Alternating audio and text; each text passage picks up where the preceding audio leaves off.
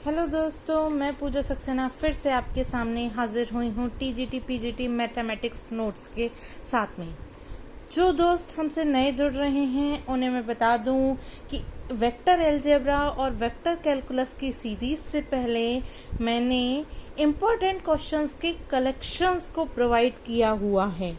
तो आप मेरे चैनल पर जाकर प्लेलिस्ट में जाकर इम्पोर्टेंट क्वेश्चंस के कलेक्शन को अपनी डायरी में नोट कर सकते हैं। उसके बाद मेरी व्यूअर से डिमांड आई कि मैम आपने अपनी सिलेक्शन स्ट्रेटेजी में लिखा था कि आपकी कोऑर्डिनेट ज्योमेट्री और vector algebra and vector calculus से आपको बहुत हेल्प मिली, तो आप हमें उसे बेसिक से बताइए। तो यहाँ हमने जो नई सीरीज स्टार्ट करी है, क्वेश्चंस का कलेक्शन तो हमारा चलता रहेगा। आप देखेंगे कि कुछ दिनों बाद हमारी वेक्टर अलजेब्रा और वेक्टर कैलकुलस के इम्पोर्टेंट क्वेश्चंस के कलेक्शन को भी मैं आपको प्रोवाइड करूंगी, लेकिन यहाँ कॉन्सेप्ट भी मैं इस सीरीज में प्रोवाइड कर रही हूँ।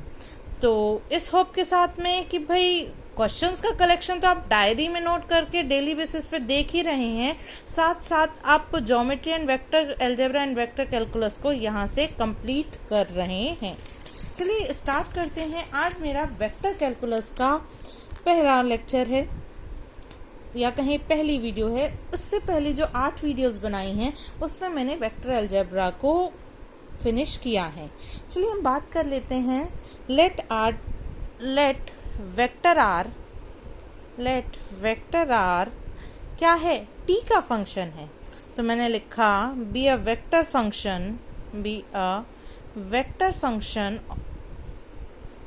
Of scalar variable T.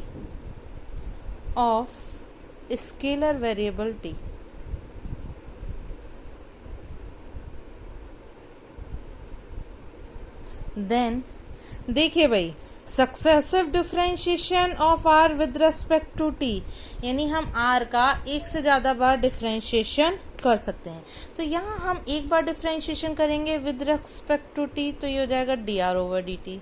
दूसरी बार करेंगे तो d two r over D t square. एक बार और करेंगे तो d three r over D t cube. इस तरीके से जब हम इसका n टाइम करेंगे तो ये हो जाएगा d की पावर n r। ये सब वेक्टर r है upon d t to the power n। ये क्या कहलाएगा? ये कहलाएगा successive differentiation of r with respect to t। Successive differentiation of r with respect to t. एक बात यहाँ मैं आपको बता दूं कि देखिए, आर का एक बार टी के रेस्पेक्ट में डिफरेंशिएशन किया, इसको हम वेलोसिटी कह देंगे। 2 बार डिफरेंशिएशन किया तो उसको हम एक्सेलरेशन कह देंगे। चलिए हम बात करते हैं। मैंने आपको वेक्टर अलजेब्रा की सीरीज में स्केलर ट्रिपल प्रोडक्ट के बारे में बताया था। किसके बारे में बताया था? स्केलर ट्रिपल प्रोडक्ट के बारे में। हल्का सा रिकॉल करा दूं, जब 2 वेक्टर के क्रॉस को तीसरे वेक्टर के डॉट के साथ ऑपरेट करते हैं तो इसे हम कहते हैं क्या? Scalar triple product. और इसे इस तरीके के साइन में हम शो करते हैं। ये साइन क्या कहलाता है? स्केलर ट्रिपल प्रोडक्ट का साइन कहलाता है। यदि मुझे स्केलर ट्रिपल प्रोडक्ट का क्या करना हो? डिफरेंशिएशन करना हो। ये ABC क्या हो? फंक्शन हो टी के। तो और मुझे स्केलर ट्रिपल प्रोडक्ट ABC का क्या करना है? डिफरेंशिएशन करना है। तो इसका भी मैं आपको बता दूं, एक बार तो हो जाएगा DA ओवर DT BC। एक बार हो जाएगा हमारा A DB over DT AC vector.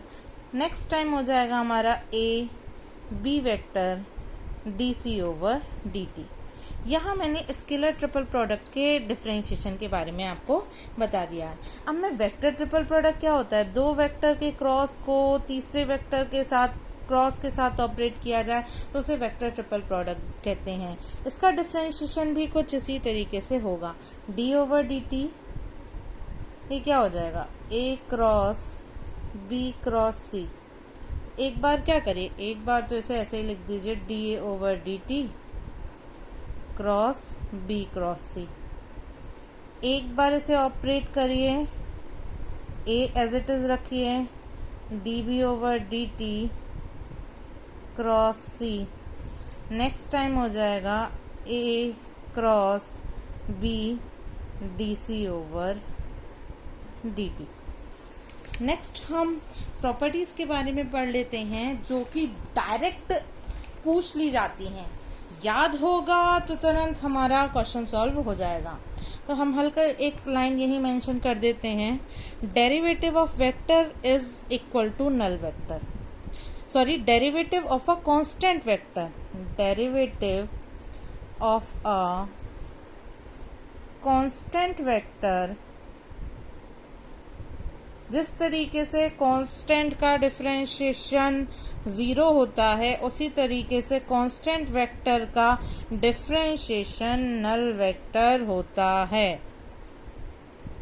Vector is equal to null vector.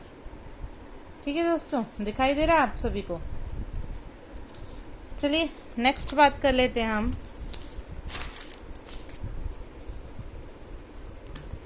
इसी सीरीज को आगे कंटिन्यू करेंगे।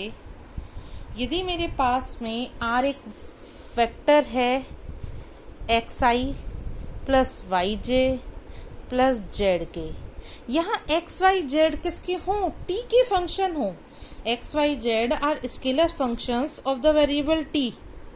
तो D are over D T क्या हो जाता है? D are over D T दोस्तों हो जाता है D X over D T I cap plus D Y over D T J cap plus D Z over D T K cap. इसी तरीके से जब इसका 2 टाइम्स डिफरेंशिएशन करेंगे तो d two r over D t square क्या हो जाएगा? ये हो जाएगा आपका d two x over D t square i plus d two y over D t square j plus d two z over D t square k. Next हम जरा series के बारे में बात कर लेते हैं अपनी। Necessary and sufficient condition, necessary and sufficient condition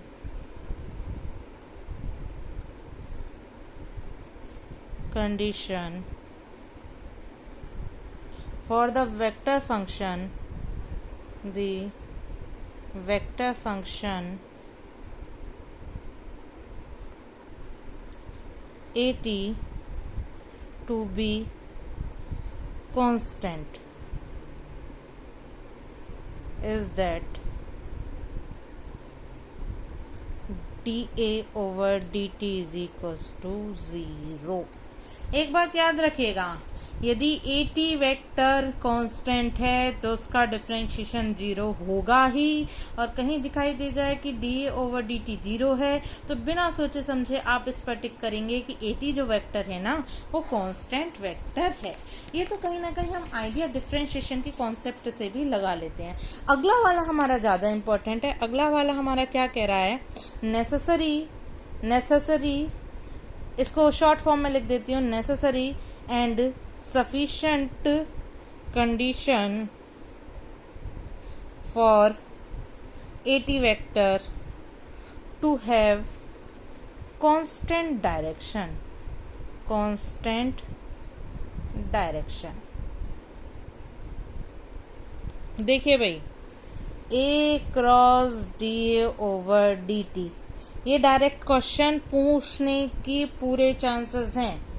हमेशा याद रखिएगा कि यदि AT की डायरेक्शन कांस्टेंट है तो A cross DA over DT 0 होगा ही, और यदि कहीं दिख जाए कि A cross DA over DT 0 है तो बिना सोचे समझे हम कहेंगे कि वेक्टर की डायरेक्शन जो है वो कांस्टेंट है।